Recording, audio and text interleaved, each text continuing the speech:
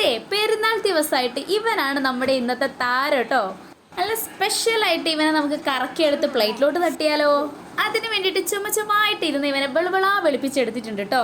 ശേഷം വെളുത്തുള്ളി ഇഞ്ചിയും ചതച്ച് മാറ്റി വെക്കുന്നുണ്ട് കേട്ടോ. പിന്നെ നെക്സ്റ്റ് പരിപാടി എന്ന് വെച്ചാൽ ഇവനെ കുറച്ച് ഡിസൈൻ ചെയ്ത് കൊടുക്കുക എന്നുള്ളതാണ് കേട്ടോ. നന്നായിട്ട് എല്ലാ ഭാഗത്തും വരഞ്ഞു വെക്കുന്നുണ്ടേ. ഇങ്ങനെ ചെയ്യുന്നത് എന്തിനാ വെച്ചാൽ ഉപ്പും പുളിയും എല്ലായിടത്തും പിടിക്കാൻ വേണ്ടിയിട്ടാണേ. മസാലപ്പൊടികളൊക്കെ മിക്സാക്കി പേസ്റ്റാക്കി വെക്കുക എന്നുള്ളതാണ് നമ്മളെ നെക്സ്റ്റ് പരിപാടി. അതിന് വേണ്ടിയിട്ട് 2.5 ടീസ്പൂൺ മുളക് പൊടിയാണ് കേട്ടോ എടുത്തിട്ടുള്ളത്. അതിൽ 1.5 ടീസ്പൂൺ നമ്മുടെ സാധാ മുളക് പൊടിയും ബാക്കി 1 ടീസ്പൂൺ നമ്മുടെ കാശ്മീരി ചില്ലി പൗഡറുമാണ് കേട്ടോ.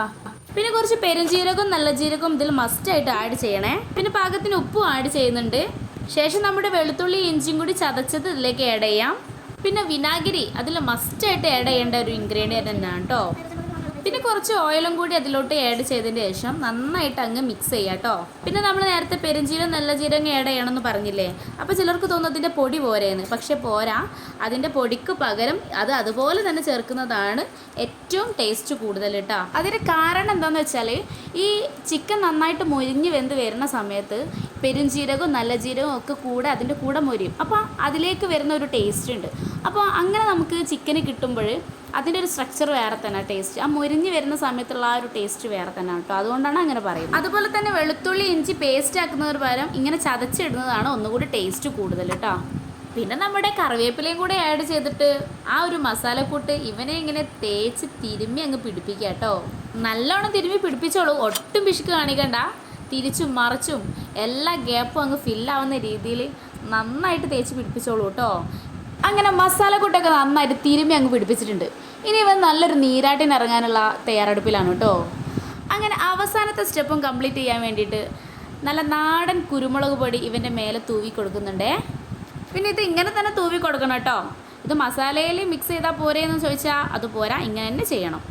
പിന്നെ അടുത്ത പരിപാടി എന്താ വെച്ചാൽ ഇവൻ്റെ കയ്യും കാലും നന്നായിട്ട് അങ്ങ് കെട്ടി വെക്കുക എന്നുള്ളതാണ്.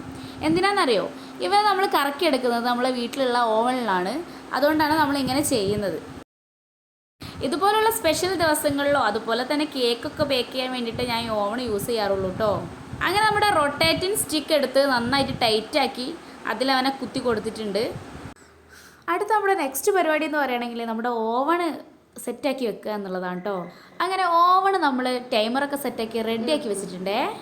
പിന്നെ ഇതുപോലെ താഴ്ന്ന സ്ഥലത്തൊക്കെയാണ് ഓവൺ സെറ്റാക്കുന്നതെങ്കിൽ സൂക്ഷിക്കണം കേട്ടോ. വീട്ടിൽ കുഞ്ഞു കുട്ടികളൊക്കെ ഉണ്ടെങ്കിൽ അവരതിൻ്റെ അടുത്ത് പോകാനും അപകടം ഉണ്ടാകാനൊക്കെ ചാൻസ് ഉണ്ട്. അപ്പോൾ അതൊക്കെ ഒന്ന് സൂക്ഷിക്കേ. അപ്പോൾ നമ്മുടെ ചിക്കൻ കൊണ്ടുവന്നത് ഓവനിലോട്ട് കയറ്റിയിട്ടുണ്ട്. അവൻ കറങ്ങാൻ റെഡി ആയിട്ട് നിൽക്കുകയാണ്.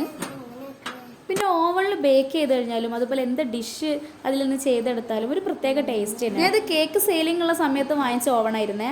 വണ്ടർ ഷെഫിൻ്റെ ഓവണാണ്. അത്യാവശ്യം നല്ല അടിപൊളി ഓവണാണ് കേട്ടോ. നമുക്കൊക്കെ സിമ്പിളായിട്ട് യൂസ് ചെയ്യാൻ പറ്റിയ ഒരു ഓവൺ തന്നെയാണ്. അപ്പോൾ ഇതാ നമ്മൾ സ്റ്റാർട്ട് ബട്ടൺ കൊടുത്തിട്ടുണ്ട്. നമ്മുടെ ചിക്കൻ ഇങ്ങനെ പതുക്കെ ഇങ്ങനെ കറങ്ങിക്കൊണ്ടിരിക്കുകയാണ്. വളരെ സ്ലോലേ ഇത് കറങ്ങുള്ളൂ. എനിക്കെന്തായാലും 1.5 hour എടുത്തിട്ടുണ്ട് ഇതൊന്ന് കുക്കായിട്ട് വരാൻ വേണ്ടിയിട്ട്. പിന്നെ ഇതിൻ്റെ ഇടയ്ക്കൊരു കാര്യം വിട്ടുപോയി. ചിക്കൻ്റെ മുകളിൽ ഓയിൽ ബ്രഷ് ചെയ്ത് കൊടുക്കുന്നത് നല്ലതാണ് കേട്ടോ.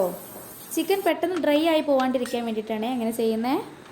അപ്പോൾ നമ്മുടെ ചിക്കൻ റെഡി ആയിക്കൊണ്ടിരിക്കുകയാണ്. അപ്പോഴേക്കും അവനെ കിടത്താനുള്ള മെത്ത റെഡിയാക്കണ്ടേ, അതിനുള്ള ഡെക്കറേഷൻ വർക്കിലാണ് കേട്ടോ. അതിനുവേണ്ടി കുറച്ച് സവാള വട്ടത്തിൽ അരിഞ്ഞതും പിന്നെ കുറച്ച് പുതിന മല്ലിച്ചപ്പ് ഒക്കെ കുഞ്ഞായിട്ട് അരിഞ്ഞതും കൂടി വിതറി ഇട്ടിട്ടുണ്ട്. പിന്നെ അതിൻ്റെ മുകളിലേക്ക് നമ്മുടെ ചിക്കൻ കുട്ടനെ അങ്ങനെ കിടത്തി അങ്ങോട്ട് വെച്ചു. ആഹാ, അടിപൊളി, നന്നായിട്ട് മുരിഞ്ഞ് സൂപ്പറായിട്ട് വന്നിട്ടുണ്ട് കേട്ടോ. കണ്ടില്ലേ, എന്ത് രസമുണ്ടല്ലേ കാണാൻ. പിന്നെ നമ്മുടെ ആ കുരുമുളക് പൊടി മുകളിൽ ഇങ്ങനെ തൂവി കൊടുത്തതിൻ്റെ ആ ഒരു സ്മെല്ല് നന്നായിട്ട് ഒരു വ്യത്യസ്തമായിട്ടൊരു വെറൈറ്റി ചിക്കൻ്റെ ഒരു ടേസ്റ്റ് നമുക്ക് ഫീൽ ചെയ്യും കേട്ടോ. അതിൻ്റെ സ്മെല്ലടിക്കുമ്പോൾ തന്നെ അടിപൊളിയായിട്ടുണ്ട്. അപ്പോൾ എല്ലാവരും ഒന്ന് മസ്റ്റായിട്ട് ഇതുപോലെ തന്നെ ട്രൈ ചെയ്യണം. അപ്പോൾ വീണ്ടും നല്ലൊരു വീഡിയോ കാണുന്നവരെ ബൈ.